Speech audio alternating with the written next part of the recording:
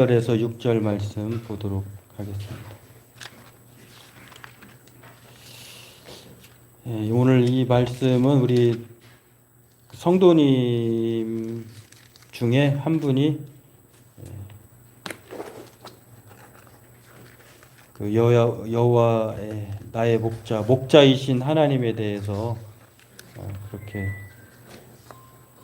희망하는 주제 중에 하나로 하셔서 이렇게 말씀을 준비하게 되었습니다. 또 우리가 이 말씀은 여러 번 또 듣기도 하고 또 강조해도 지나치지 않은 말씀이기도 한데요. 한 번 더 우리가 공교롭게도 이 지금 긴 장마를 보내고 있어서 이번에는 조용히 그러면서도 아주 극한의 호우가 와가지고 사망자가 상당히 많이 발생됐더라고요. 네, 참 이런 어려움의 상황에 처해 있는데 이 말씀이 얼마나 위로가 될지, 또 우리는 그럼에도 우리가 붙들어야 할 분이 누구인지를 오늘 말씀을 통해서 살펴보고 함께 은혜 나누기를 원합니다. 우리 함께 같이 참 외우면 더 좋을 말씀인데요. 우리 함께 같이 읽도록 하겠습니다.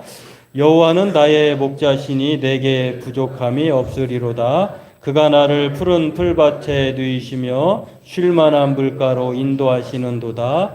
내 영혼을 소생시키시고 자기 이름을 위하여 의의 길로 인도하시는도다.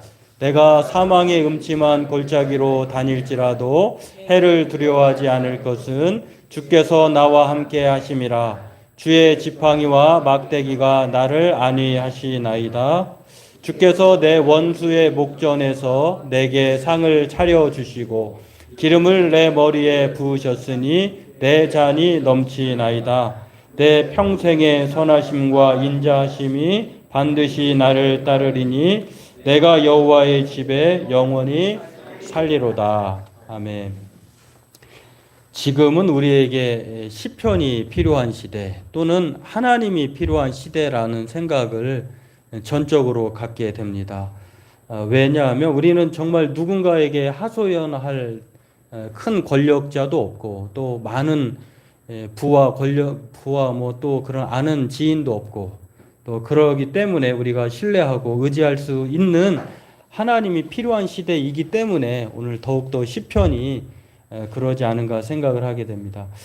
가끔 이제 우리 어른들 혹은 이제 그 기도자들의 기도를 보면 좀 특징이 있어요. 특색이 있는데 시편도 그런 여러 저자의 그런 다양한 목소리가 나와 있는데 마찬가지로 이 시편이 집중하고 있는, 그럼에도 공통점을 찾으라고 하면 그럼에도 하나님께 하소연하고 한탄하고 하나님을 또 찬송하고 하나님께 감사하고, 또 그런 가운데서도 하나님께 집중하고 하나님께 시선을 돌리는 이유가 공통점이라고 하면 공통점이라고 할 수 있는데, 요즘이야말로 진짜 우리가 이 자연 재해로부터 또 경제적인 또 여러 가지 전염병으로부터 우리가 어려움을 겪고 있는데요. 그러다 보니까 누군가 나를 지켜주질 않아요. 내가 지켜야 돼요. 그런 시대로 살아가기도 하고, 또 자기 생각대로 사는 그런 상황에서 무법과 무관심의 시대가 꼭 마치 사사시대와 같지 않느냐라고 말하는 것처럼 그런 상황에 이르렀기 때문에 요즘처럼 정말 우리가 하나님이 필요한 시대, 그런 가운데 시편 말씀이 필요한 시대가 오늘날 아닌가라는 생각을 갖게 됩니다. 이러한 상황에서 오늘 저와 여러분들도 여러 저자가 그렇게 하나님께만 집중하고, 또 유진 피터스는 이 시편 말씀을 통해서 뭐라고 했냐면 하나님의 인생 지도다 이렇게 말을 했어요. 우리가 이 시편 말씀을 보면, 성경을 보면 우리의 인생의 지도가 펼쳐진다. 우리가 꼭 미로와 같은 상황을 만난다 할지라도 그 하나님께서 그 미로, 막혀있는 우리는 알지 못하는 길을 하나님께서 인도하실 것이다 라고 하는 이 말씀을 생각해 보면서, 특별히 오늘 우리에게 시편 23편은 믿는 사람이나 안 믿는 사람이나 정말 누구나 다 좋아하고 또 암기하고 또 그 말씀을 토대로 살아가는 위안을 주는 말씀이다라고 하는 생각을 갖게 되면서, 오늘 저와 여러분들도 이 하나님에 대해서 다시 한번 전적으로 생각하고 신뢰하는 시간을 말씀을 통해서 갖기를 원합니다. 한방정신과 의사, 뭐 한의사라고도 하는데요. 이 한의사의 황인태 한의사가 최근에 이런 책을 썼어요. 100세까지 치매 걱정 없는 건강한 인생이라고 하는 그 주제로 10편을 외우면 치매가 예방된다. 10편과 치매가 연관이 있다는 거예요. 한번 읽어보시면 좋을 책 같아요. 이분이 이제 세 가지 이야기를 하는데, 치매를 예방하기 위해서는 이 세 가지의 우리의 그 육체적인 습관이 필요하다는 것이죠. 건강한 식습관, 그리고 걷는 것. 제가 일전에 한번 누우면 죽지만 걸으면 산다. 누죽걸산, 뭐 이렇게 네자로 줄여서 말한 적이 있는데, 할 수만 있으면 걸어라라고 하는 것. 그리고 좋은 잠을 잘 자야, 편안한 잠을, 양질의 잠을 자야 치매가 자면서 이게 뭐 청소가 된다고 해요. 근데 이 육체적인 세 가지만 말하는 것이 아니라 10편을 외우면 치매가 예방된다라고 하는 이 건강한 식습관, 걷는 것, 좋은 잠과 더불어서 10편을 외우면 뇌가 깨우쳐진다는 거예요. 말씀을 읽거나 암기하거나 들으면 우리의 뇌가 깨우침을 받게 돼서 이렇게 좋은 건강한 노후를 맞이할 수 있다라고 이렇게 이 말을 하는데요. 사실 이 10편, 19편 말씀에 이미 성경은 우리에게 기록해 놓고 있죠. 여호와의 말씀은 온전하여서 영혼을 소생시킨다. 이 말씀 10편, 19편 7절에서 10절 말씀에 있는데요. 우리는 세상을 살면서 모든 사람들이 그 다이아몬드나 에메랄드 두른 다이아몬드나 뭐 여러 가지 철을 따라 먹는 과일을 사모하듯이, 그거보다 더 우리가 먹는 것, 또 소유하고 싶은 것보다 더 사모할 것이 있는데, 그게 바로 하나님의 말씀이다, 이렇게 말을 합니다. 이 하나님의 말씀이라고 하는 것은 궁극적으로 쫓아 올라가 보면 하나님이다라고 하는 것을 알 수가 있습니다. 오늘 저와 여러분들도 그런 상황에서 더욱더 이 시편 23편 말씀은 다윗이 하나님에 대해서 고백하는 말씀이고요.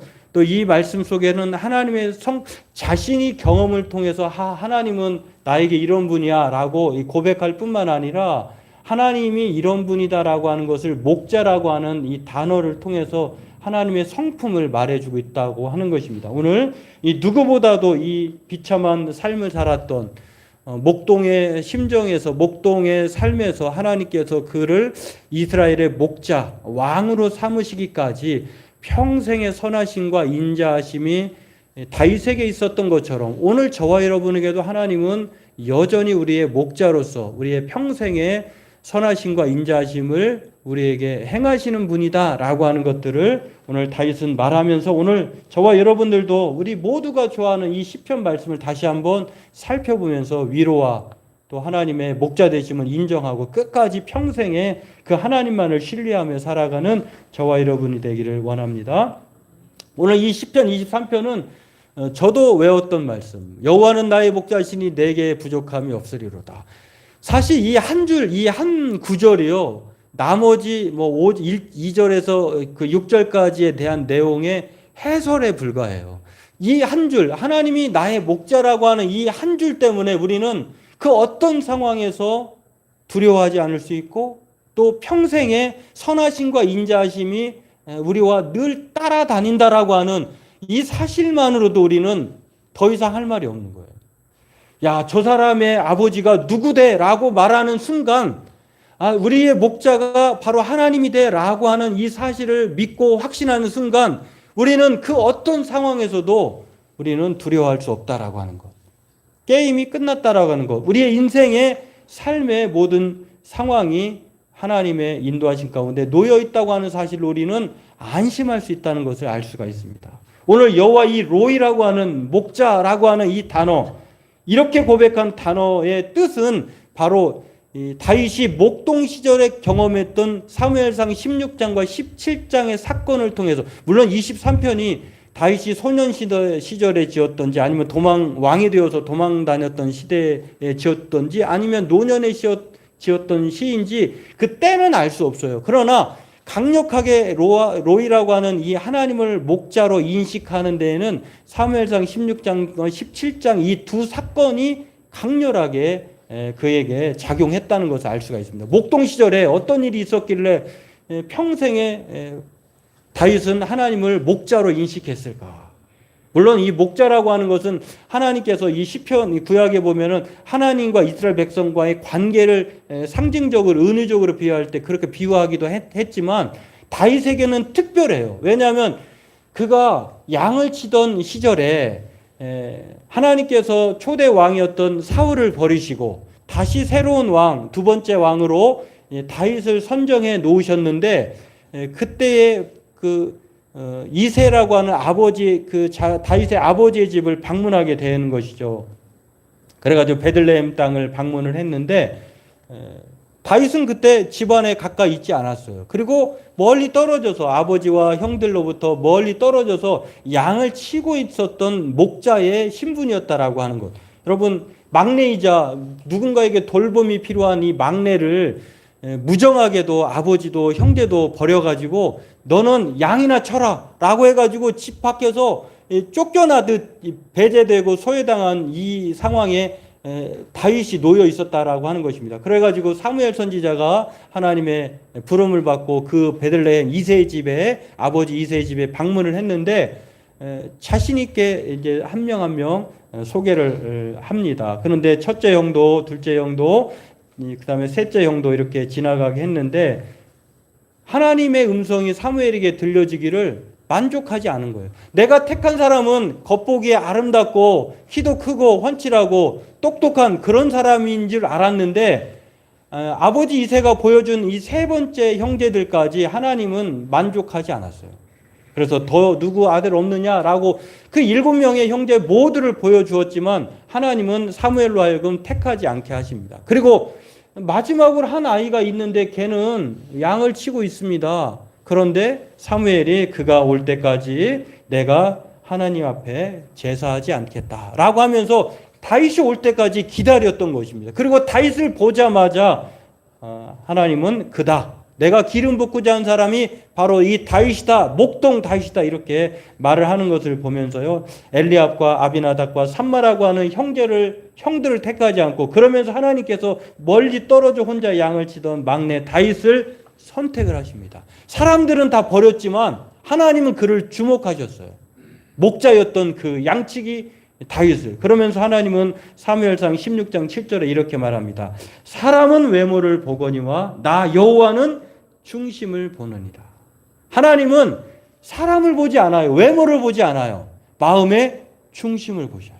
그 마음의 중심에 하나님을 목자로 믿고 섬기고 살아갔던 버림받았지만 사람으로 그러나 하나님은 그 소년 다윗을 선택하셔서 기름을 부었다고 하는 사실. 이 사실이 다윗에게는 그래 하나님은 영원한 나의 목자구나. 사람들은 버렸지만 하나님이 나를 택하셔서 기름을 부으시고 왕으로 삼으셨다라고 하는 사실.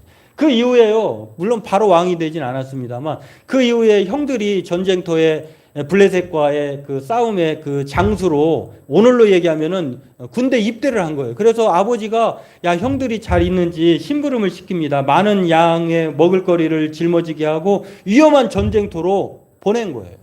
살펴봐라. 치즈 10덩이 그리고 천부장에게 그것을 주고 형들의 안부를 살피고 그 증표를 가져오라고 아버지 이새가 이 어린 아버지가 좀 제가 볼 때는 좀 매정하신 것 같아요. 왜냐하면 이 막내 셋째 형까지 갔으면 나머지 넷째에서 일곱째 형들도 있잖아요.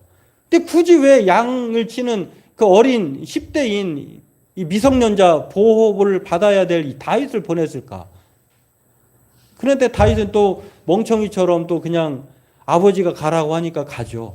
그래가지고 실제로 가봤는데 아니 40일 동안 3m 가까운 블레셋 장수 골리앗이 이스라엘 백성들을 아주 그냥 희롱하고 조롱하는 거예요. 맞짱을 뜨려면 나와라. 다 싸울 필요 없지 않느냐. 그래도 어느 한 사람 나서지 않는 거예요. 두렵고 무서워서 아주 보기만 해도 아주 그냥 무시무시하게 생긴 힘이나 뭐 여러 가지 그 사람의 풍기는 이 모습을 보면 감히 하룻강아지 같은 그런 신세가 되어서 나서질 않는 거예요. 근데 때마침 다윗이 그곳에 도착합니다.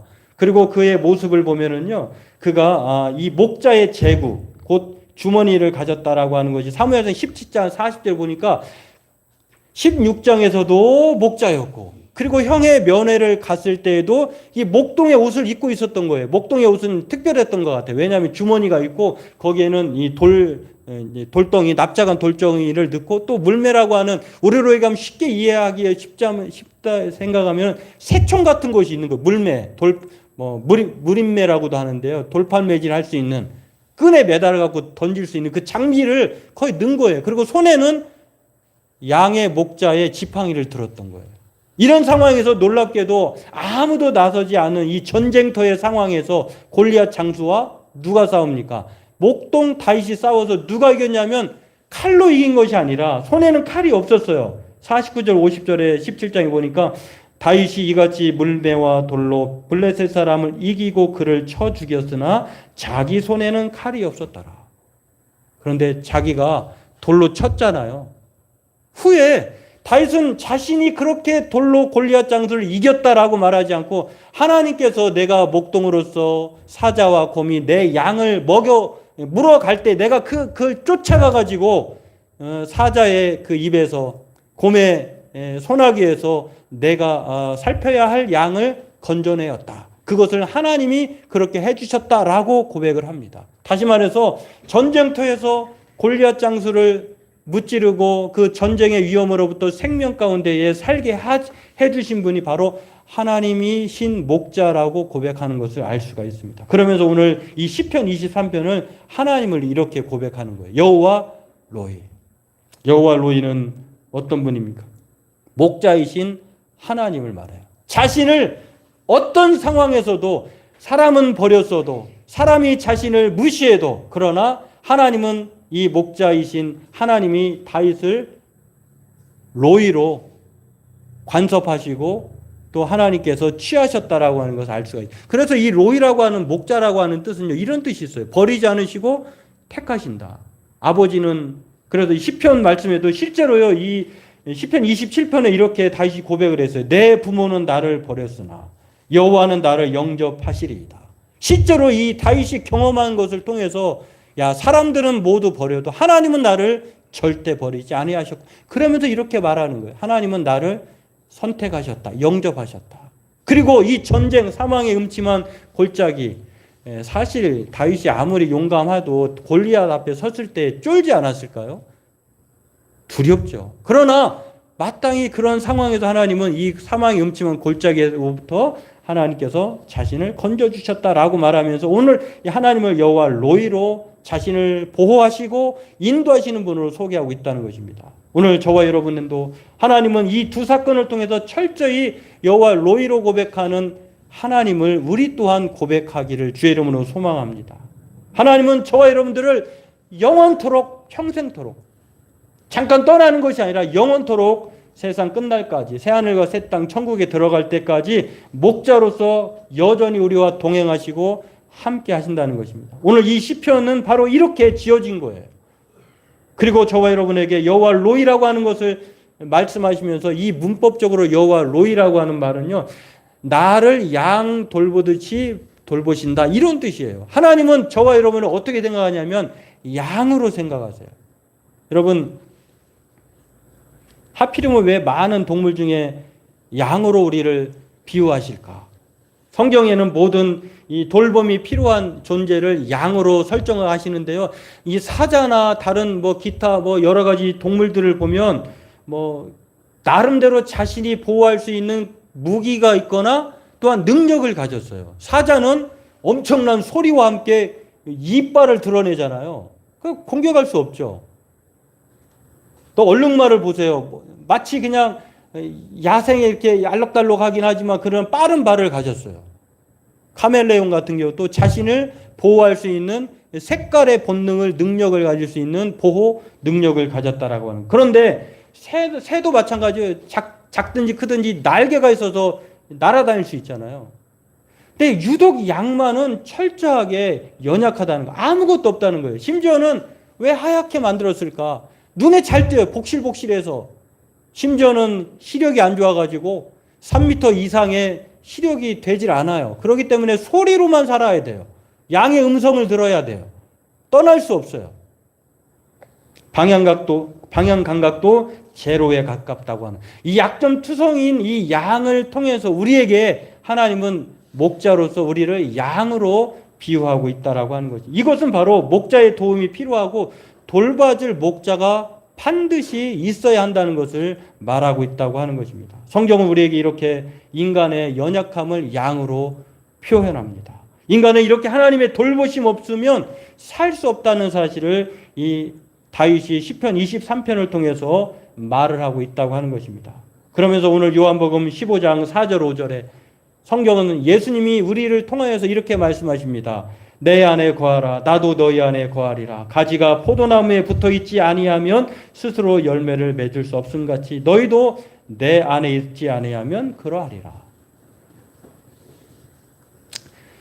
어제 제가 한 목사님과 대화를 나누다가요. 일전에 그 추억을 해보니까 집에 와서 생각을 해보니까 이게 2010 그러니까 약 18년 전에 2005년도에 있었던 일이더라고요. 제가 사역했던 전도사 시절에 교회 그 청년들 학생들을 데리고 남아프리카 스와질랜드, 요즘에는 스와질랜드가 스코틀랜드하고 이름이 비슷해가지고 이름을 STYD 아무튼 뭐 그렇게 바뀌었대요. 마치 SYT인가 뭐 아무튼 그렇게 바뀌었대요. 마치 그 터키가 트리키스탄처럼 이렇게 바뀌었다고 하더라고요. 아무튼 그 당시에는 스와질랜드였는데 그 이야기를 나누게 되었어요. 근데 그때 그분은 그곳에 선교사님이시면서 남아프리카 공화국이 인정한 대학교의 부학장이기도 했어요.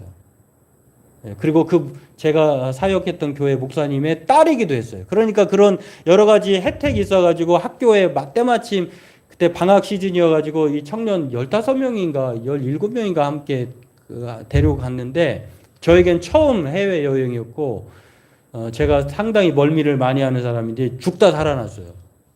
갈 때 막 그냥 23시간 가는, 지금도 어제 물어보니까 홍콩을 경유해서 갔는데 지금도 두바이나 한 번 딱 경유하는데 두바이가 중간쯤 된대요.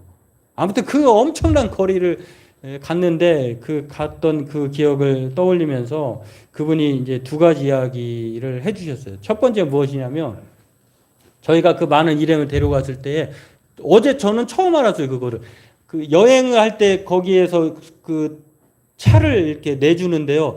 대신에 뭐 이렇게 기름이나 이런 우리가 경비를 부담하는데 만약에 차의 운행 중에 고장이 나면은 그 차를 쓰고 있는 사람들이 모든 고장난 비용을 내야 된대요.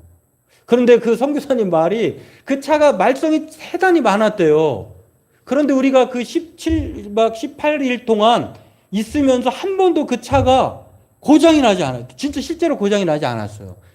그러면서 그 선교사님이 지금은 여기 와서 목회를 하시는데 뭐라고 하냐면 참 그때 하나님께서 선하게 인도하셨다. 그리고 그 이후에 그 선교사님 말고 이제 거기에 남아프리카 김종양 선교사라고 하면 지금도요 독보적이에요. 남아프리카에서는. 그분 동생 교회 일행들이 와가지고 그 차를 탔는데요. 그 차를 사용하는 중간에 차가 고장이 났대요. 그래가지고 그 비용을 누가 부담했느냐? 자기 동생의 일행이 부담을 했다는 거. 그러면서 그 사실을 경험하면서 속으로 참 많이 웃었대요. 그 여자 선교사님, 목사님이. 왜냐하면은 우리 교회는 그때 참 인원도 별로 되지 않았습니다만 가난했어요. 그렇게 좋은 넉넉한 형편들이 아니었어요. 그런 상황에서 하나님께서 고장나게도 하지 아니하시고, 그리고 또 지금은 모잠비크나 스와질랜드를 갈 수가 없대요. 더 열악해져 가지고 남아프리카는 말할 것도 없이 빈부격차도 심하고 정치인들의 부패로 인하여서 뭐 이렇게 넘어갈 수도 없대요. 그런데 여러 가지 일정을 무사히 마치게 해주셨다라고 하는, 그래서 하나님의 선하심이 우리 교회 성도들에게 참 그 당시에 있었다라고 하는 사실을 어제서야 알았어요. 그리고 또 그 차를 운전해주는 또 하나의 사건이 있는데, 봉하니아하고 나미소라고 하는 스와질랜드 친구들이 있거든요. 근데 스와질랜드는요 벌어먹고 살 수가 없어요. 그러니까 불법 체류자로 와가지고 남아프리카에 와가지고 일을 하는 것인데 이 두 친구는요, 이 김종양 선교사가 어떻게 이제 픽업이 됐는지 모르지만 두 친구가 이 버스에 운전하면서 가이드를 했어요. 근데 봉환이라고 하는 친구는 키가 커요. 청년이에요. 24, 5 정도 그때 나이로 제가 기억을 하는데 봉환이는 좀 까불까불하고 키도 크고 등치도 있고 또 뭔가 자신을 어필을 해요. 그러면 이제 뭐 우리로 하여금 뭐 이렇게 재미를 주면 우리가 또 뭐도 사주기도 하고 또 돈도 주기도 하는 그런 친구인데 반면에 남이소라고 하는 친구는 대단히 수줍어요. 그리고 자신이 형제들이 많은데 형제들 벌어먹이기 살리기 위해서 돈을 벌어야 된대. 아무튼 이 두 친구는 스와질란드에서 넘어온 친구예요. 그런데 두 친구 다 헤어지면서 특히 라미소라고 하는 친구가 이런 말을 했어요. 저한테 한국에 가서 살고 싶다고. 왜 그러냐면 일자리가 없어요. 그 당시에 10만 원을 저희가 모든 남은 일정들 하고 물론 그 17박 18일 과정에 10만 원의 그 수고비를 주는데요. 그 수고비가 한 달 4인 가족이 살 수 있는 수고비였다고 했었어요. 근데 이 친구들이 자기 이제 남아프리카 일정을 끝나고 스와질란드에 가는데 돈을 미리 달라는 거예요. 며칠 되지도 않았는데. 왜 그럴까 했는데 스와질란드에 가면은 가자마자 뭘 사려고 했냐면은 아디다스 로고가 달린 그 티셔츠하고 신발. 물론 진짜는 아니에요. 짝퉁이에요. 짝퉁이어도 그 10만 원 중에 거의 제가 기억하고는 7, 8만 원에 해당되는 그 옷을 사려고. 그렇게 제가 볼 때는 참 철딱서니가 없다. 그렇게 어렵게 벌어가지고 자시 24, 5, 또 이해도 돼요. 왜냐하면 내 로고 이 아디다스 입었잖아. 신발 봤지? 하면서 이제 뽐내고 싶은 거예요. 특히 봉환이라고 하는 친구가. 근데 제가 이 말을 왜 하냐면 그 이후에 22년도인가요? 2020년도에 선교사님이 다시 그곳을 방문한 기회가 있었는데 그 여자 선교사님이 그 친구의 소식을 들었대요. 그래서 제가 궁금해도 물어봤어요. 왜냐하면 남이소라고 하는 친구가 나 한국 가서 살고 싶어요. 근데 내가 능력이 없잖아요. 마음에 부담이 있었어요. 근데 잘 됐어요. 어떻게 잘 됐냐면 이 봉환이라고 하는 좀 까불까불하고 옷을 막 그 살려고 하는 그 친구는 현재 뭐 하느냐? 자기 사업을 하는데 봉고차 같은 차를 하나 구입을 해가지고요. 아이들을 실어 나르면서 돈을 받는데요. 그러니까 그전보다 잘 되긴 했어요. 남이소라고 하는 친구는 더 잘 됐어요. 왜냐하면 그 당시에 스와질란드에 공과대학, 의과대학 또 병원을 짓는다고 했는데 그 당시에 땅만 저희는 받고 지어지지 않았어요. 근데 그게 잘 협의가 돼가지고 그때 뭐 안양 지금 지센병원 원장님도 그때 같이 갔었거든요. 근데 그분들하고는 틀어져서 그분이 진 건 아니고 아무튼 지어져가지고 지금 그 남이소는 어떻게 됐느냐. 나 한국 가고 싶어요. 라고 했던 그 초롱초롱 애절한 그 간절함이 나에겐 상당히 부담이 됐는데 내가 할 수 없잖아요. 근데 그 친구가 지금 뭐라고 했느냐. 거기에 세워진 의과대학의 병원장의 운전기사를 하고 있는데 그 사람이 제가 어제 확실하게 못 들었는데 300만 원 우리나라 돈으로 번다는 말을 들었는데 그게 1년이든 아무튼 한 달이든지 간에 여하튼 그 친구에게는 엄청난 지금 상황이 나아진 거예요. 그럼 한 달이라고 말할 수가 없어요. 왜냐하면 제가 확실히 듣지 못했기 때문에. 여하튼 10만 원이어도 한 달 4인 가족이 사는데 그래도 10만 원이어도 뭐 120만 원이어도 큰 돈이잖아요. 근데 1년에 300만 원이라고 해도 엄청난 돈인 것 같아요. 한 달이면은 더 어마어마한 이런 돈인데 제가 이 말씀을 왜 드리냐면 야, 그렇구나. 하나님께서 이 두 사람을 조금은 다르지만 모두 부족함이 없게 하셨구나. 그럼에도 불구하고 정말 스와질란드가 자기를 지켜주지 않았어요. 가족들로 자신에게 부담을 해야 하는 이런 상황에 놓여 있음에도 불구하고 하나님은 이 두 청년을 18년이 지났지만 그럼에도 하나님은 여전히 선하심과 인자하심으로 인도해 주셨구나. 이게 바로 여호와는 나의 목자가 아닌가 이런 생각을 하면서 오늘 저와 여러분들도 다윗이 하나님을 나의 목자 로이로 고백하는 것은요. 목자는 양을 위해서 목숨을 아끼지 않을 뿐만 아니라 항상 함께 하신다는 것입니다. 오늘 하나님은 저와 여러분을 목자로 자신의 목숨을 버리셔 주셨을 뿐만 아니라 어떤 상황에서도 떠나지 않고 함께 하신다고 하는 사실. 오늘 다윗은 이것을 자신이 젊었을 때에, 미성년자였을 때에, 버림받았을 때에 경험했을 뿐만 아니라 오늘 이 시편 23편을 통해서 평생의 삶을 돌아보면서 그렇게 고백하고 있다는 것입니다. 오늘 이 고백은 우리들의 고백이기도 합니다. 하나님은 우리의 목자이십니다. 주님은 우리의 목자, 선한 목자여서 양을 위해서 목숨을 버리실 뿐만 아니라 우리를 끝까지 인도해 주시는, 그러므로 오늘 저와 여러분들은 이 하나님을 끝까지 신뢰하여야 될 줄로 믿습니다.